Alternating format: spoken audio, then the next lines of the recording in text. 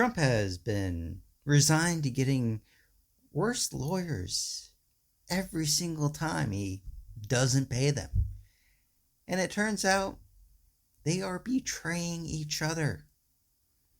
So Bob went on national television and waived her attorney-client privilege. Check out this video. You did a lot you were there at Mar-a-Lago on the FBI raid. I know there's a lot of stuff that you can't say publicly, and there's some stuff you have said publicly. But can you you said a lot publicly. You've been on a lot of news outlets. Yeah. What is the latest with that? I mean, if people dropped out of that, cycle of news, what is the latest on that? I mean, it's going through the courts, right? They've appointed a special master. They're going through the courts. The legal team is fighting that battle in court about who they got the special master appointed, and then whether they were allowed to, whether the Department of Justice was allowed to continue to review the classified documents while the appeal was going on. The 11th Circuit just ruled, I think it was today, just ruled that stay has been lifted, so the Department of Justice is now allowed to go through those documents. It may have been yesterday, but it's very recently. And so now they're in the court phase, the litigious phase of who's allowed to see what does it mean, was it all taken properly, was it not taken properly. That's gonna take some time to play out. So I mean, it's up to the legal team at this point. And I'll clarify a little bit. I think people were a little bit confused. I am on President Trump's legal team. I do work for him on election issues. I was never on the legal team handling this case, just to be clear on that, which is why, I came in as the custodian of records, because I wasn't on that team. Right. So I just want to clarify for people that thought I was doing both. I was not. I've never have been. Bob said on national TV that she was on his legal team about election issues, and she wasn't on any other legal team about the documents he stole. So she was waiving her attorney-client privilege. That means she has to answer questions about this. And she did. So it turns out Christina Bobb, the attorney who signed a letter certifying that all sensitive records in former President Donald Trump's possession had been returned to the government, spoke to federal investigators Friday and named 2 other Trump attorneys involved with the case, according to 3 sources familiar with the matter. She isn't a great lawyer. She isn't really all that smart since she decided to work for Twitler. However, she'll probably be a very good witness.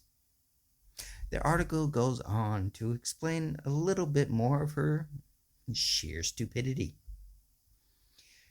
The certification statement, signed June 3rd by Bob, indicated that Trump was in compliance with a May grand jury subpoena and no longer had possession of a host of documents with classified markings at his Mar-a-Lago club in Florida, according to 3 sources who do not want to comment publicly because of the sensitivity nature of the sprawling federal investigation.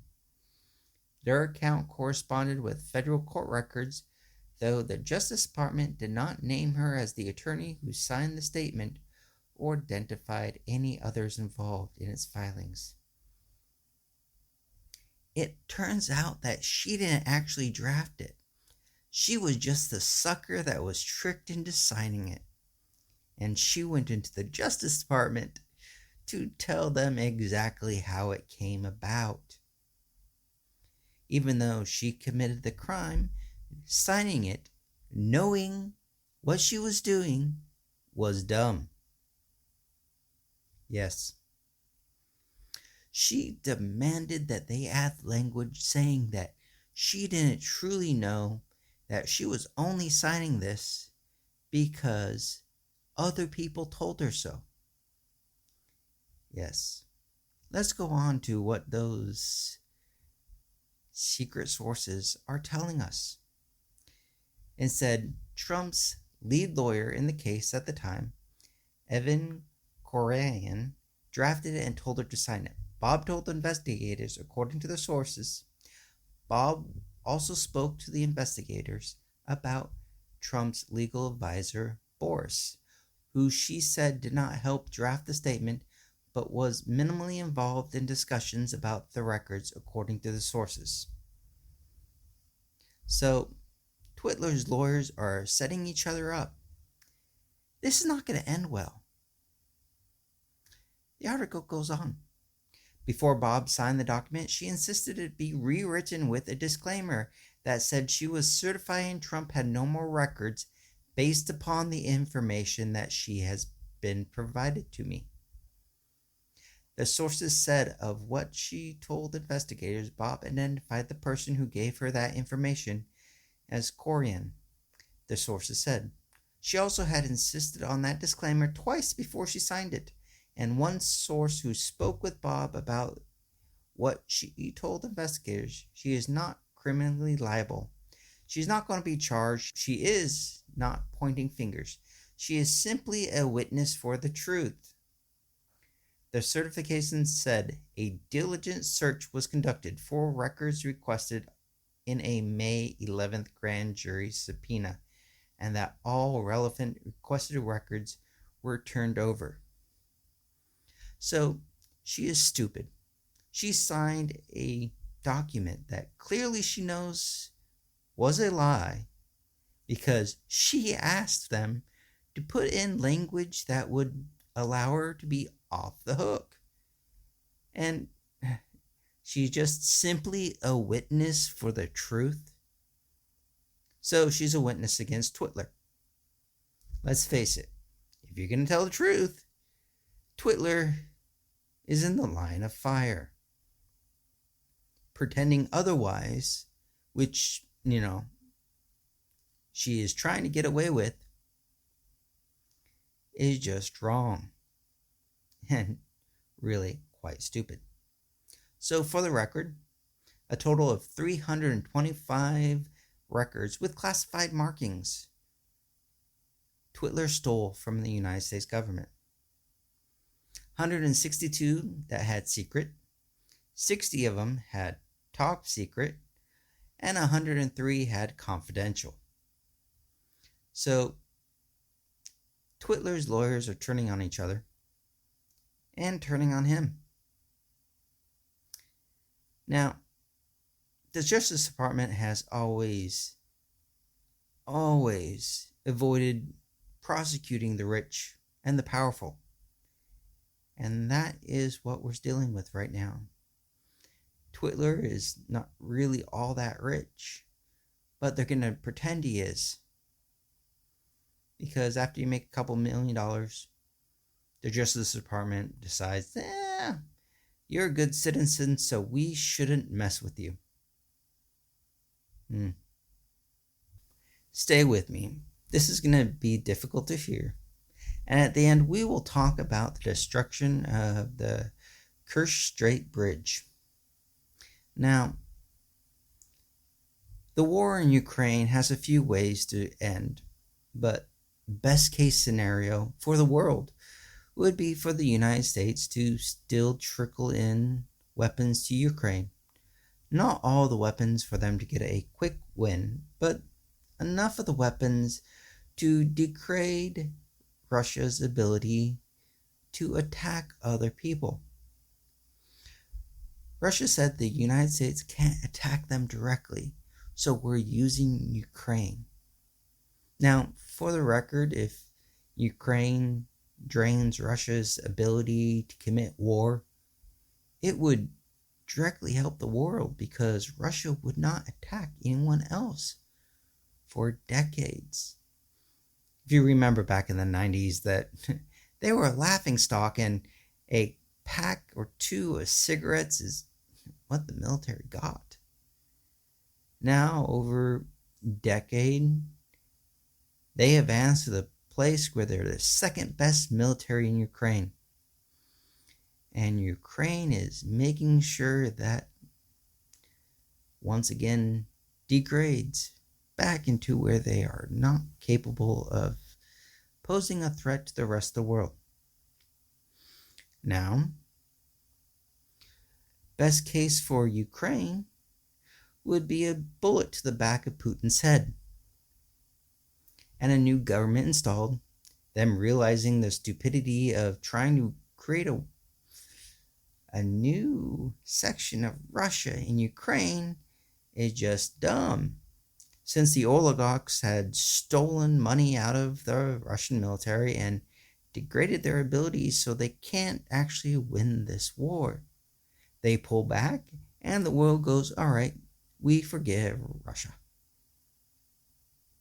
However, this would still allow a highly corrupt state to function in the world, and they would still be a threat, because one more dictator rising in Russia will right back where we are, where we're, soft pedaling a nuclear power, because honestly, we should have took the nuclear weapons when we had the chance.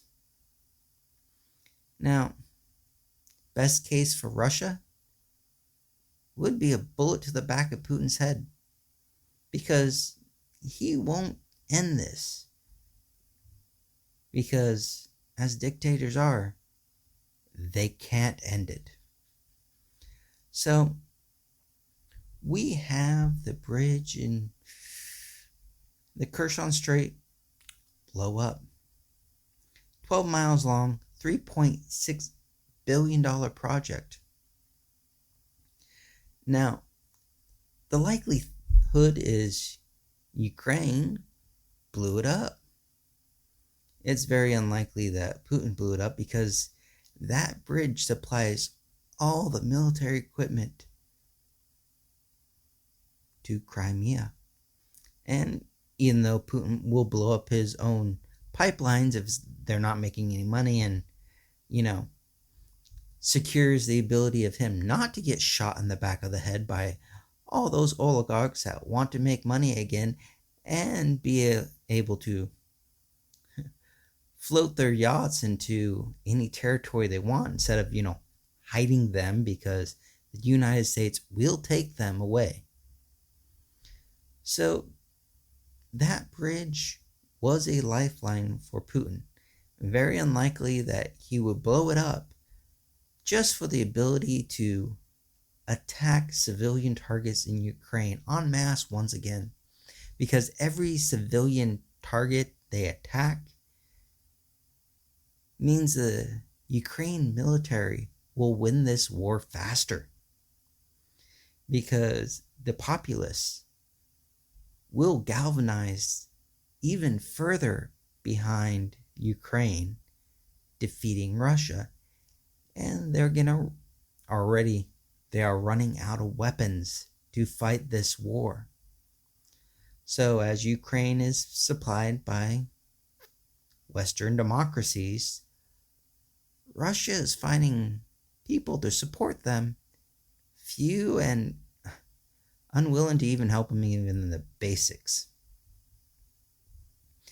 Now, the partial destruction of that bridge kinda is a great move on Ukraine's part. Now, partial destruction of the bridge means Russia will take forces away from the front line to protect what's left of their resource. 2 lanes and a railroad bridge. Now, further attacks on that bridge that aren't completely successful will further degrade Russia's ability to move weapons, their resupplied troops, and any other supplies they need for this war. And it will further move their soldiers away from the front lines, making it harder for Russia to maintain the territory that they stole. So, what does this mean? We are most likely to see a massive attack from Ukraine in the next few days or weeks, where we have 15 to 20,000 Russian soldiers are stranded on the far side of the Dnieper River. 15 to 20,000. And Ukraine is just about to start picking them off and destroying them piece by piece. How does one Ukraine expert put it? Practically, they've been stupid, drunk, brutal, out of control, low morale, bad leadership, bad operational directives. Right now, down in the Kherson area, there's a better part of 15,000 Russians stuck north and west of the Dnieper river, and the Ukrainians are going to try and take them apart deliberately, piece by piece. They've conducted over 400 artillery strikes, over 40 air sorties. They've blown up a lot of their ammunition. They've hit a lot of their command and control. They're doing partisan and special operations attacks deep in the Russian zone. It's just astonishing to me. And now Putin, who's got himself in a box he can't get out of, is scrambling to make up Russian manpower. He's afraid to conscript Russian city boys and send them off to fight in Ukraine. So he's emptying the prisons. He's using contract mercenaries, and it's not going well for him. So, look, I think there's some possibility. Everyone's being very cautious. The Ukrainians are playing their operational security pretty well, but there's some possibility that the Ukrainians in the coming 90 days will bag a bunch of the Russian army across the Dnieper River. Ukraine is dismantling Russia's army. They're running out of strength, and, well, Ukraine is only getting stronger and more united against Russia. Vladimir Putin hesitated a day before he announced that there is no doubt this is an act of terrorism aimed at destroying Russia's critical civilian infrastructure.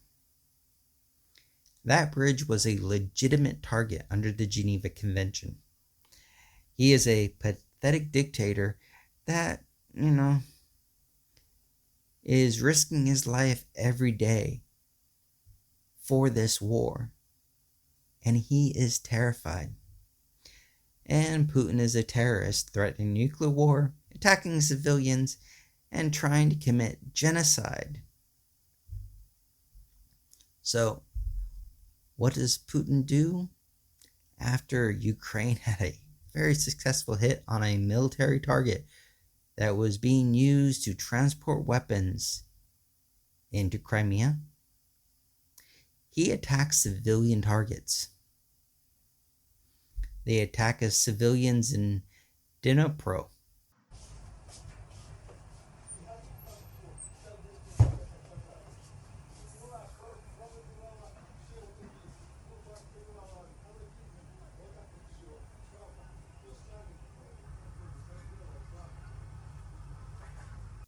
How about him blowing up a civilian intersection?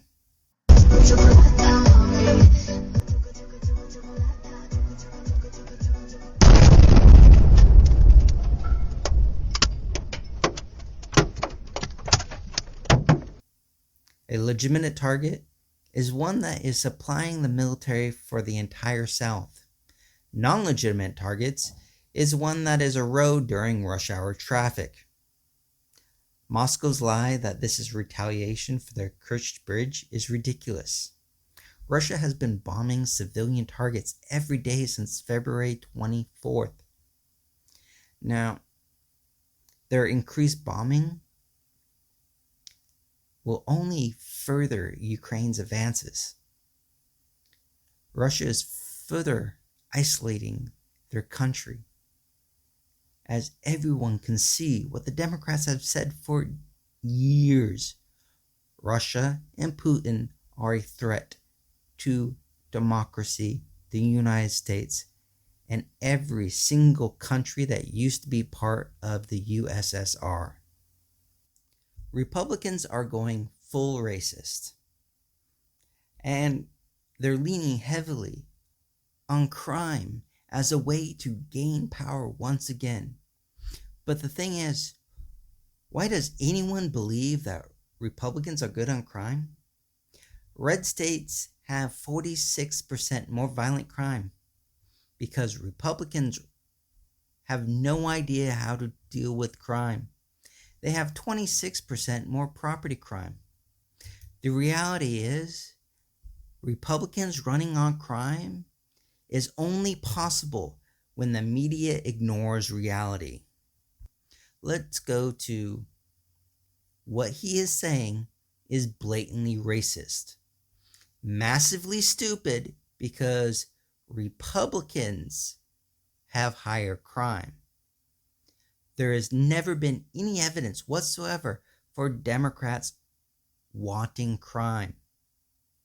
Because since the media allows Republicans to lie, crime at all helps Republicans.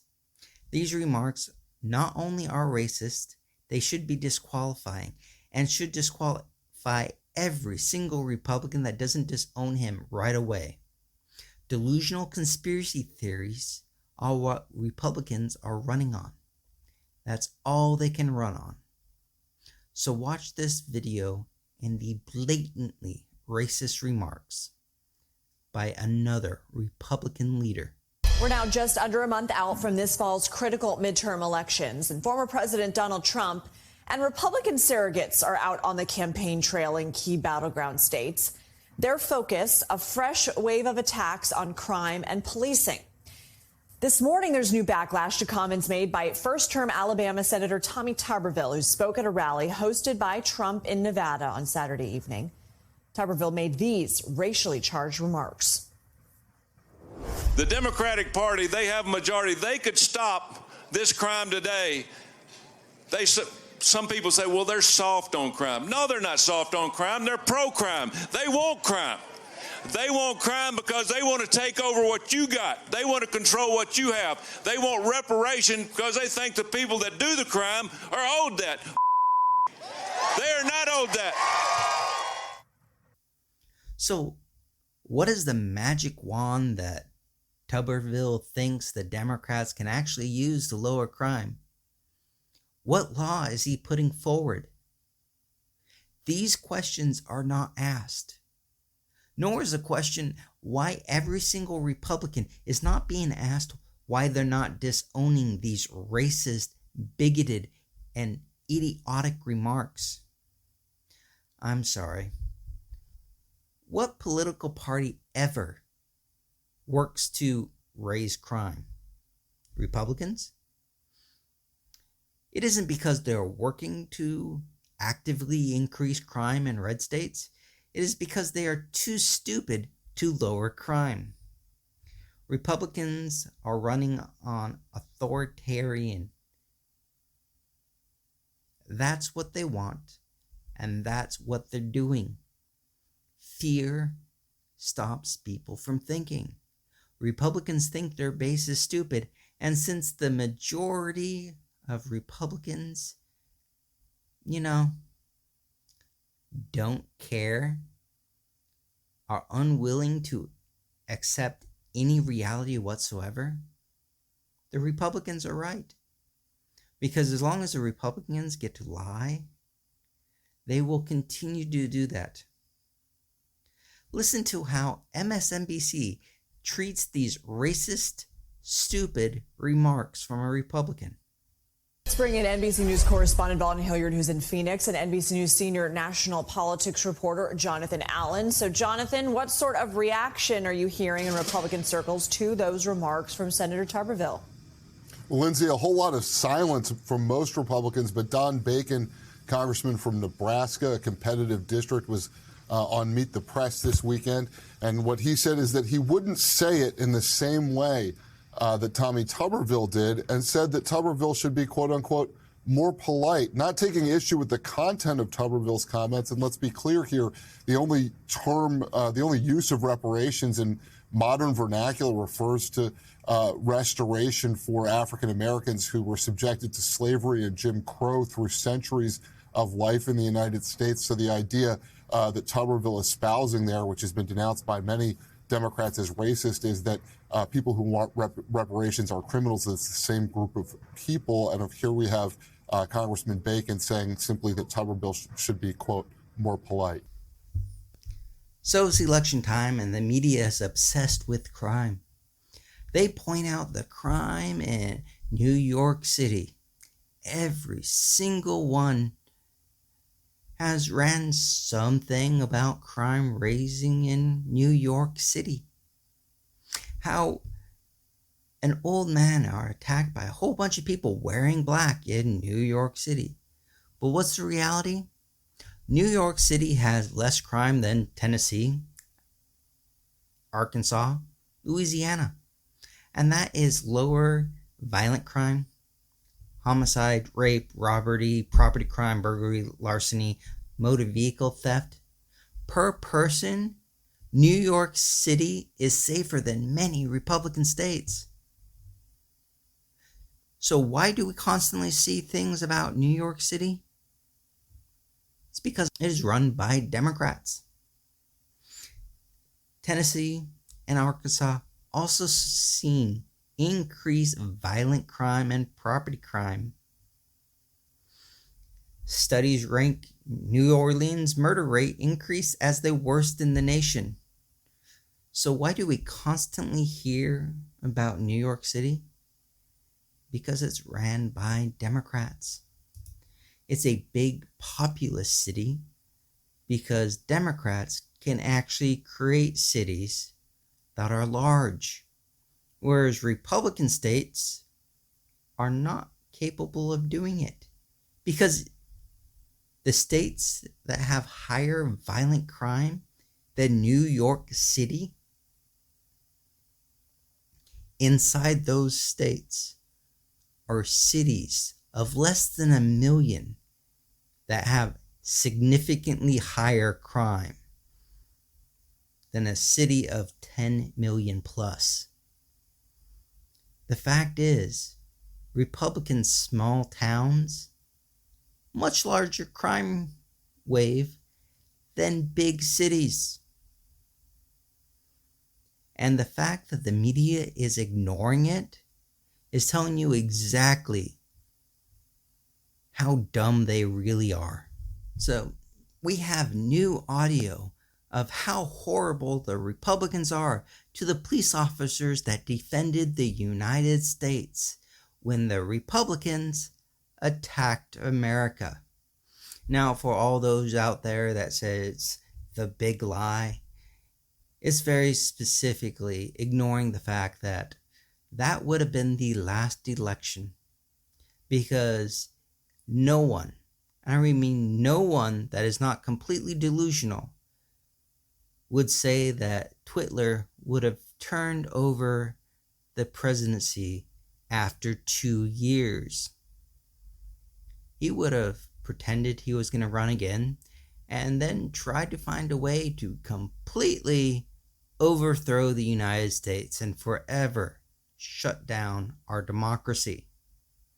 So when the media says it's a big lie, they should probably say the attempted overthrow of the United States to turn us into a dictatorship, because that's what Twitter wanted. Now, the media, we'll get to what they play in just a second, but I'd like to point out, Officer Sicknick died after he was sprayed with chemicals on January 6th by traitors to the United States and was beaten. Yes, the coroner said that he died of natural causes, but I would say that's quite the coincidence after he was beaten by traitors and sprayed with chemicals. So watch this. So I was trying to convey to everybody I know, because they're not inside here, what is happening inside here. And that's when I went on television too. I said, I was the president. I wanted him. The mother of Officer Brian Sicknick, who died of natural causes a day after the attack, was also in the meeting and asked McCarthy why then President Trump didn't call off the mob. He knew what was going on. He knew they were fighting for hours and hours and hours.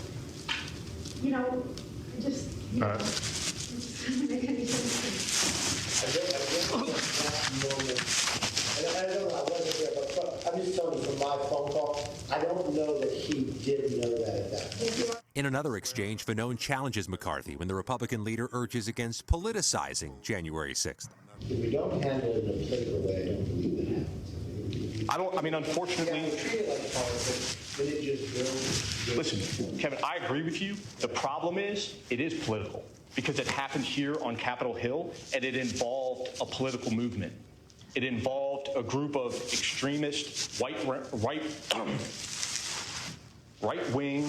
element of our, American society, which was mobilized by politicians. And that's just a fact. In a separate meeting with Republican Senator Lindsey Graham, Fanone described the assault officers faced. And Fanone writes Graham responded, "You guys should have shot them all in the head." We have much work yet to do. Fanone's revelations come as the House January 6 Select Committee prepares to return to the spotlight this week following a summer of behind-the-scenes investigating and seeking more records from the U.S. Secret Service about missing January 6th text messages. We've received a huge amount of documents from the Secret Service and have learned some additional things. So we plan to present what we found out working through this summer. I think it will shed some light on the events of the day and the events leading up to it. The House January 6 committee has just weeks remaining to finish its work and issue its final report. Neither Congressman McCarthy nor Senator Graham returned requests for comment from CBS News about their conversations with Officer Fanone. Gail? Now, it's appalling that the media will allow McCarthy on national TV without asking why he lied to the officers that were attacked while trying to defend the United States.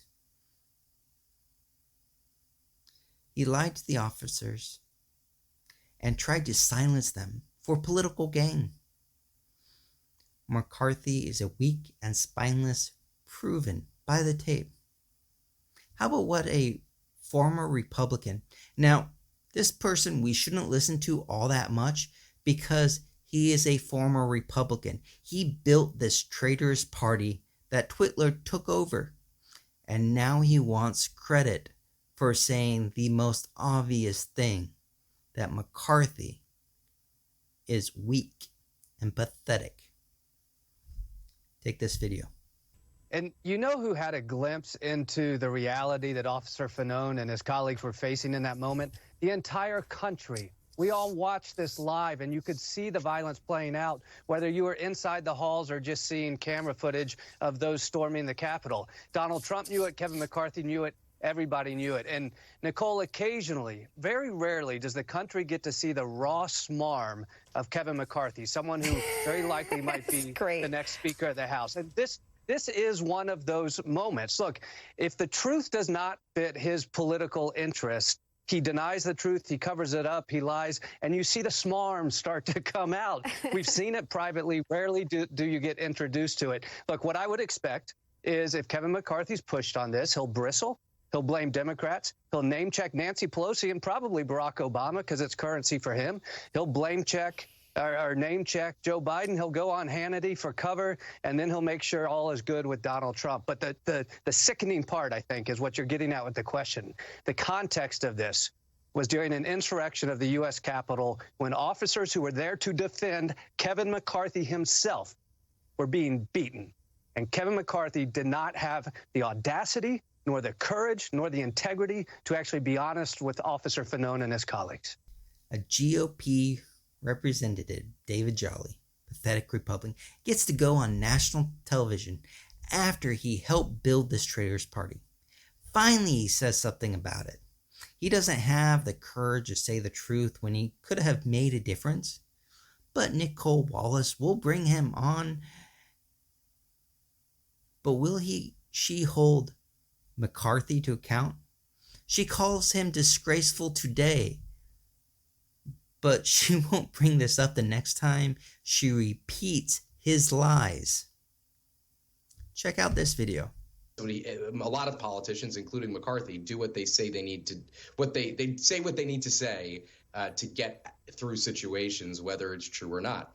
I mean, listen, Nicole. Can I stop you there? I mean, I mean, they say what they need to say to get through situations. Where does that leave us, in your opinion? Well, it leaves us. That's a really good question. That was what I was about to get into. I mean, we're 29 days ahead of the November election. If you are a bear on Republicans, you believe at least they have a 50 to 60% chance of taking back the House. And McCarthy in that situation would almost definitely be Speaker. And I think the spotlight is obviously going to come down McCarthy a lot more in the weeks and months after the election, when we, as a country, I think, when the broader American public needs to understand who the person third in line to the president of the United States is. I expect that kind of coverage will start soon. I mean, a lot of people have written a lot of words about Kevin McCarthy, but I think broadly the American people don't really know who he is. And I think that his story around January 6th will be something that people zoom into. Republicans have a chance to win the House because people like her don't inform the public. She lied for the Republicans while she worked for and now she has no clue what is going on or how to help the situation. Now she brings on people like David Jolly, former Republican, to soft pedal Republican traitors. Now, what do we hear from Graham on the tape? Graham blames the police officers and covers for the rioters, saying they should have just shot them in the head, says he would support outing Twitler, and now he is trying to get him off the hook for trying to overthrow the United States and prevent him from any criminal prosecution. What does Lindsey Graham say? He defends his prediction of riots in the streets if Trump is brought up on prosecution for the crimes he's did. He releases such statements that read in part as this: "We owe a great debt of gratitude and appreciation to the Capitol police officers who bravely risked their lives to protect the Capitol. They were placed in a terrible position without adequate reinforcements, but did their best to protect the overwhelmed Capitol."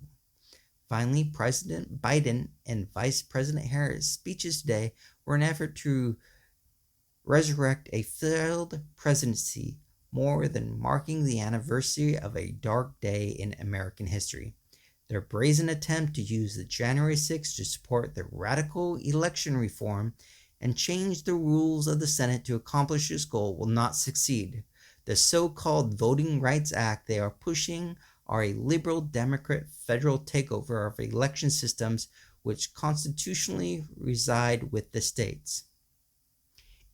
This absurdity should make Graham someone that no one listens to but the pathetic people like Nicole Wallace, former Republicans that are dotted all over the most liberal network, so-called MSNBC, will protect them by pretending every single time they get on national television that we should discuss the lies they are spewing. Remember, Graham is the one that's putting out a national abortion ban and saying, quite rightly, if Republicans get control again, they will pass this. If Republicans get control of the House, they will impeach Biden and every single member of the cabinet for any delusional conspiracy theory that they have. It's absurd that people like Jolly get to go on national television where there are people decades ago that they told the truth of this traitorous Republican Party, and they are still silenced today. MSNBC is not really interested in informing you of what's going on. They're interested in making money. And that's it. So, what do Republicans actually think about abortion? Well, the reality is they're blatantly lying all the time, and the media is allowing them to get away with it. Listen to this video. It belongs to the state. It belongs to these gentlemen right here who are state legislators representing you. That is the best way, I think, as a man, that women get the best voice at the state level, not at the federal level. And it's really Senator Hassan that doesn't understand this, right? And she needs to get on board with the Supreme Court decision. So what do the Republicans actually think about abortion.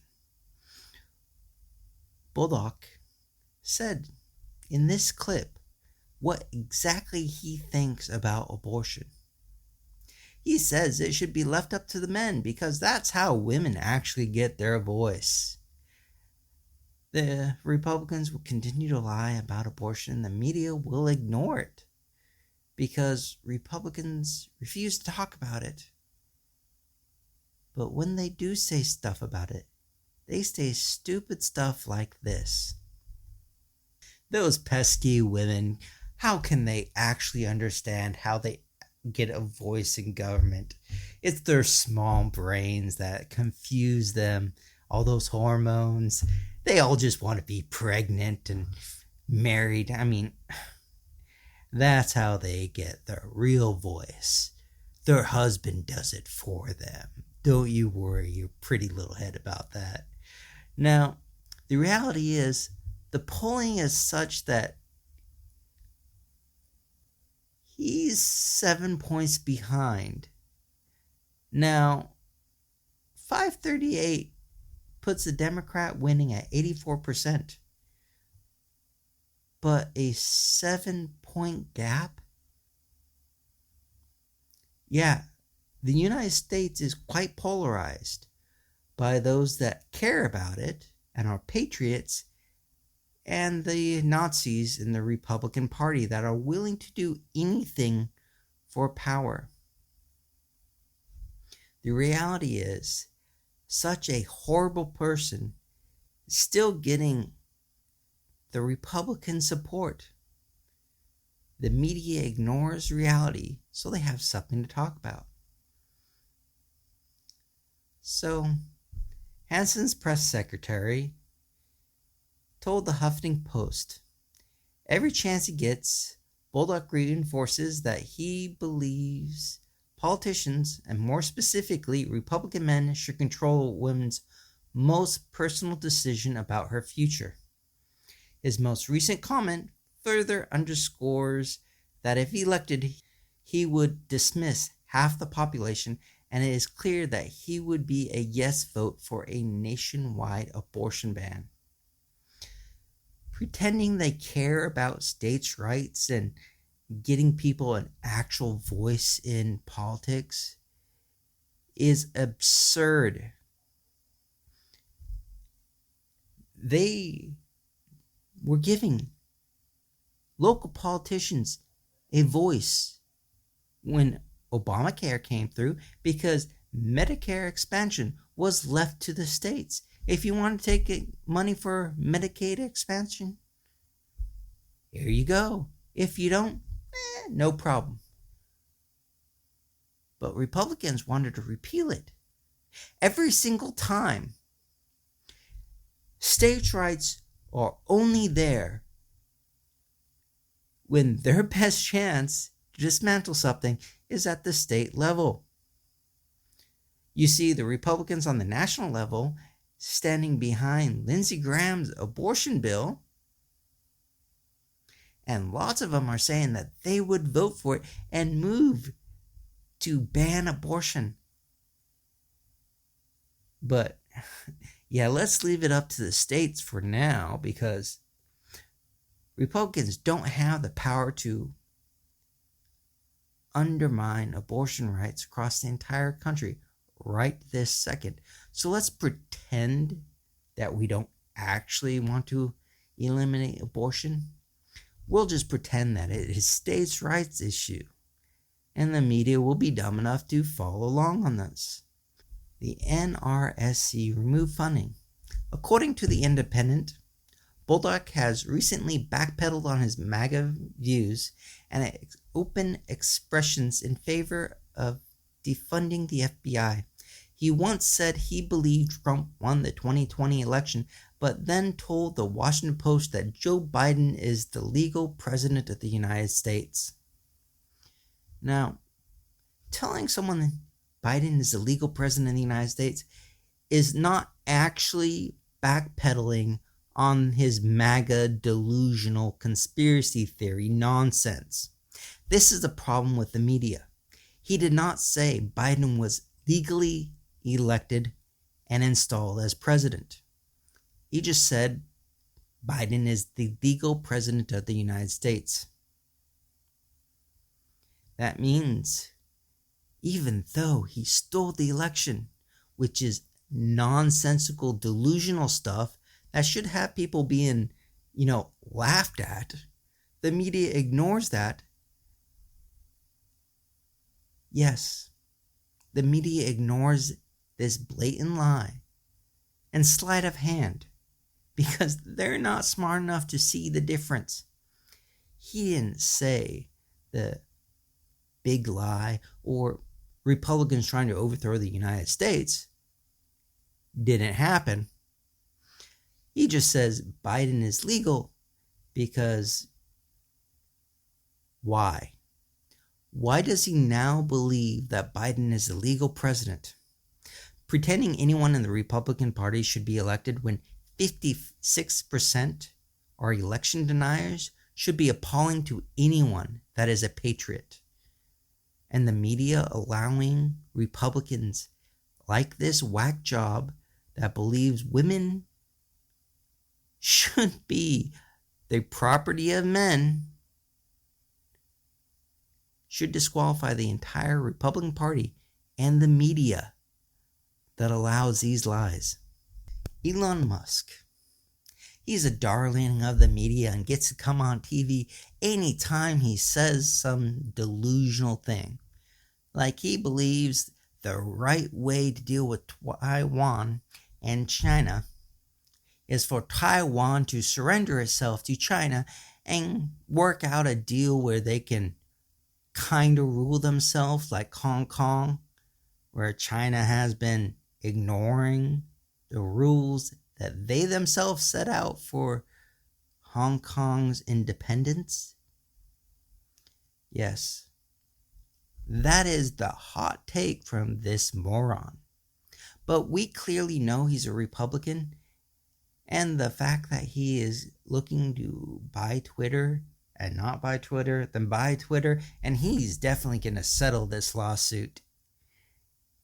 We know he's a Republican because he can't take responsibility for any of his horrible stuff.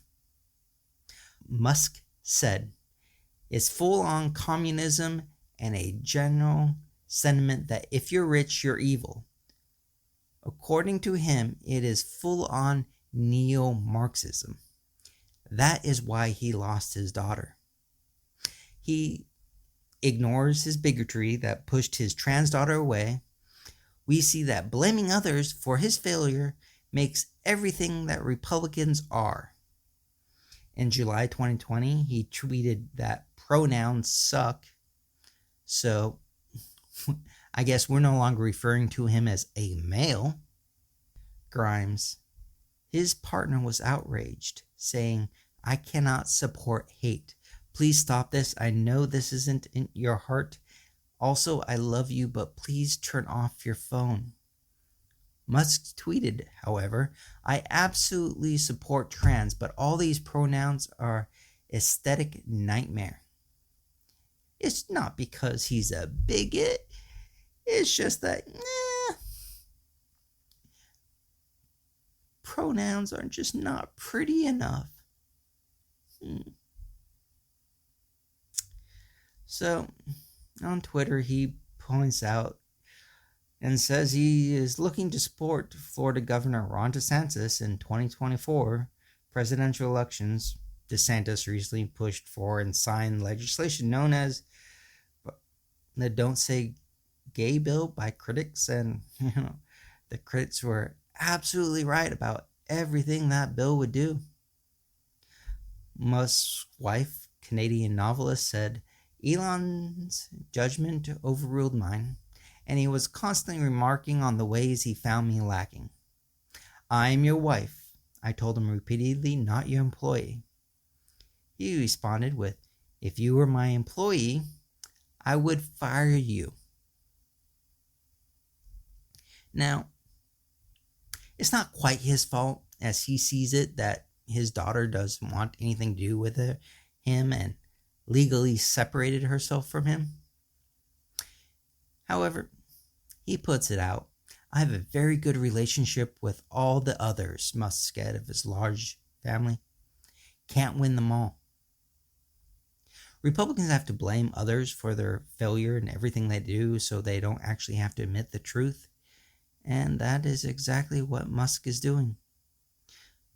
Should we ignore the fact that Musk's kids are, looking to get the inheritance of the richest person on earth? And that his daughter could not stand the bigotry for $50 billion? She could not keep her mouth shut and stay around him for $50 billion. Now, what I said was just what was public knowledge. So, I stand with his daughter. Because if you can't put up with someone for $50 billion and all you had to do was keep your mouth shut and show up for the holidays, it most definitely is Musk, not his daughter. So if you like those videos, please help. The YouTube algorithm is horribly biased against, progressives. And the Republicans have massive amounts of money just to buy it off. So every time you like, every time you put a comment down below, helps us out. So like, subscribe, and if you really want to help the environment, down below is a link to a GoFundMe page where it has a brand new power generation that is 0% carbon emission and one of the cheapest productions of electricity the world has ever had. So go down, help us out.